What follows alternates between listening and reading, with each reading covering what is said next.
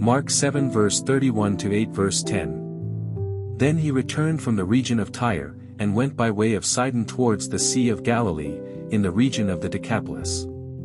They brought to him a deaf man who had an impediment in his speech, and they begged him to lay his hand on him. He took him aside in private, away from the crowd, and put his fingers into his ears, and he spat and touched his tongue. Then looking up to heaven, he sighed and said to him, Ephphatha, that is, be opened. And immediately his ears were opened, his tongue was released, and he spoke plainly. Then Jesus ordered them to tell no one, but the more he ordered them, the more zealously they proclaimed it.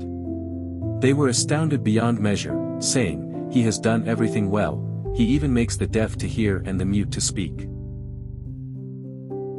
In those days when there was again a great crowd without anything to eat, he called his disciples and said to them, I have compassion for the crowd, because they have been with me now for 3 days and have nothing to eat. If I send them away hungry to their homes, they will faint on the way, and some of them have come from a great distance. His disciples replied, How can one feed these people with bread here in the desert? He asked them, How many loaves do you have? They said, 7. Then he ordered the crowd to sit down on the ground, and he took the 7 loaves, and after giving thanks he broke them and gave them to his disciples to distribute, and they distributed them to the crowd.